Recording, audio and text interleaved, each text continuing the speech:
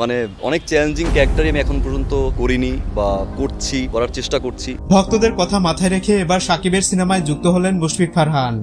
শাহরুখ খানের মুভিতে সালমান খান কি ক্যামিও করে না? আমি বলছি সে সরি, সে thank you, there is someone who is big star. বেশ কিছু দিন ধরেই ফারহান ভক্তদের দাবি ছিল শাকিব খানের সাথে এক সিনেমায় তাকে দেখতে চাই। অবশেষে সকল প্রত্যাশা পূরণ হতে যাচ্ছে।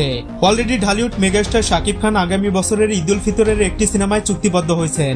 নাম চূড়ান্ত না হওয়া এই ছবিটি পরিচালনা করবে নির্মাতা আবু হায়াত মাহমুদ। ছবিটিতে ছোট্ট একটি ক্যারেক্টারে দেখা যেতে পারে বর্তমান সময়ের ছোট পর্দার জনপ্রিয় অভিনেতা মুশফিকার ফারহানকে। ইতিমধ্যেই জানা গেছে ক্যারেক্টারটি হতে পারে শাকিবের ছোট ভাইয়ের চরিত্রে।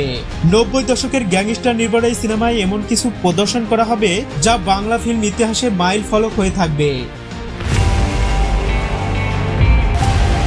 250 শতাধিক নাটক এবং একাধিক ওটিটি কন্টেন্ট নির্মাণ করেছে নির্মাতা আবু হায়াত মাহমুদ। তারই অ্যাকশন নির্ভর একটি সিনেমায় দর্শক মাতাবেন ঢালিউডের কিং খান। নতুন সিনেমাটি প্রসঙ্গে বিস্তারিত কিছুই জানাতে চাননি ছবিটির নির্মাতা।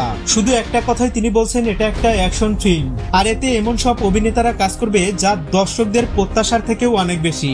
অবশেষে বলতে পারি এই সিনেমার মাধ্যমে মুশফিক ফারহানের অভিষেক ঘটতে পারে, এটা অনেকটাই নিশ্চিত।